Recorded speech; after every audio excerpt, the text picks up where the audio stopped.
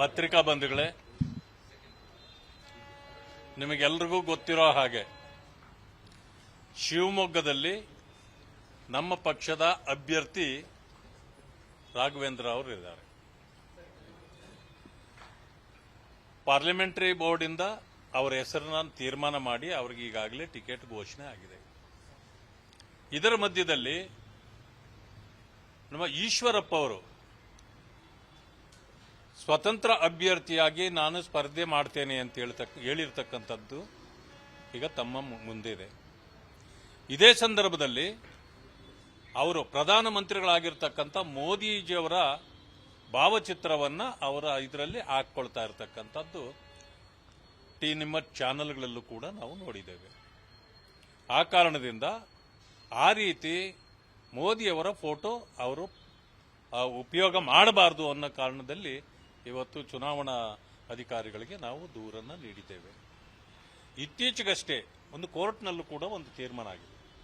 ಎನ್ಸಿಪಿಯಿಂದ ಮಹಾರಾಷ್ಟ್ರದಲ್ಲಿ ಎನ್ಸಿಪಿಯಿಂದ ಈಗಾಗಲೇ ಅವರು 2 ಗುಂಪು ಆದಮೇಲೆ ಕೆಲವರು ಇವರ ಫೋಟೋನ ಯೂಸ್ ಮಾಡ್ತಿದ್ರು, ಶರದ್ ಪವಾರ್ ಅವರ ಫೋಟೋ ಕೂಡ ಯೂಸ್ ಮಾಡ್ತಿದ್ರು. ಅದಕ್ಕೆ ಕೋರ್ಟ್ ಕೂಡ ಹೇಳಿದೆ, ಆ ರೀತಿ ನೀವು ಬೇರೆ ಆದಮೇಲೆ ಯಾವುದೇ ಕಾರಣಕ್ಕೆ ಅವರ ಫೋಟೋನ ಯೂಸ್ ಮಾಡಬಾರ್ದು ಅಂತಕ್ಕಂಥ ಇದು ಕೂಡ ನಮ್ಮ ಮುಂದೆ ಇದೆ. ಅದನ್ನು ಇವರು ಗಮನಕ್ಕೆ ತಂದಿದ್ದೇವೆ, ಚುನಾವಣಾ ಅಧಿಕಾರಿಗಳ ಗಮನಕ್ಕೆ ತಂದಿದ್ದೇವೆ. ತಕ್ಷಣ ಅದರ ಕಾನೂನು ರೀತಿಯಲ್ಲಿ ನಾವು ಪರಿಶೀಲನೆ ಮಾಡಿ ಅದಕ್ಕೆ ಕ್ರಮ ಜರುಗಿಸ್ತೀವಿ ಅಂತ ಹೇಳಿದ್ದಾರೆ.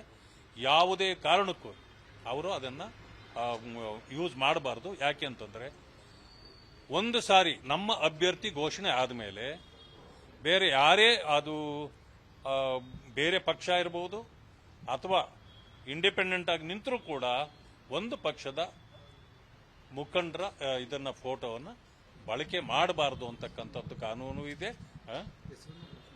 ಹೆಸರನ್ನು ಬಳಕೆ ಮಾಡಬಾರದು.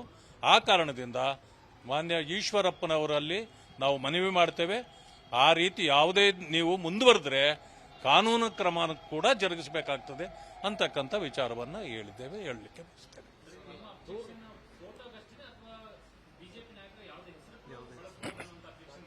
ಹೌದು, ಅವರು ಒಂದು ಸಾರಿ ನಮ್ಮ ಪಕ್ಷದ ಅಭ್ಯರ್ಥಿ ಆಯ್ಕೆ ಆದಮೇಲೆ ಅವರು ನಮ್ಮ ಪಕ್ಷದ ಯಾವುದೇ ಇದರಲ್ಲಿ ಅವರು ಭಾಗಿಯಾಗಲಿಕ್ಕೆ ಸಂಬಂಧ ಇರೋದಿಲ್ಲ.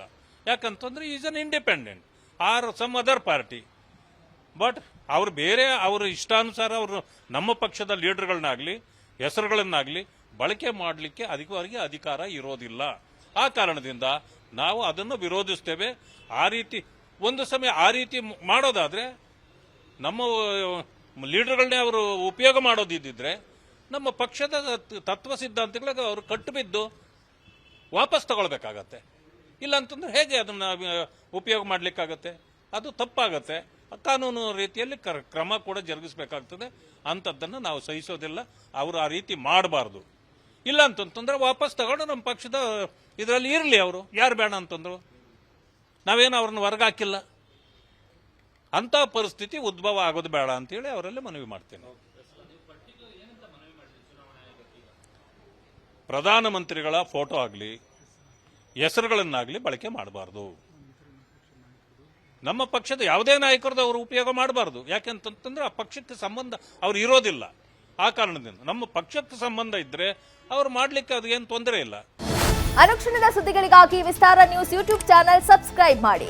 ಹೊಸ ಸುದ್ದಿಗಳ ನೋಟಿಫಿಕೇಶನ್ಗಾಗಿ ಬೆಲ್ ಐಕಾನ್ ಕ್ಲಿಕ್ ಮಾಡಿ. ಲೇಟೆಸ್ಟ್ ಅಪ್ಡೇಟ್ಸ್ಗಾಗಿ www.vistaranews.com ವೆಬ್ಸೈಟ್ಗೆ ವಿಸಿಟ್ ಮಾಡಿ. ಅಂಗೈಯಲ್ಲೇ ಜಗತ್ತಿನ ಸುದ್ದಿ ತಿಳಿಯಲು ವಿಸ್ತಾರ ನ್ಯೂಸ್ ಕನ್ನಡ ಆಪ್ ಡೌನ್ಲೋಡ್ ಮಾಡಿ.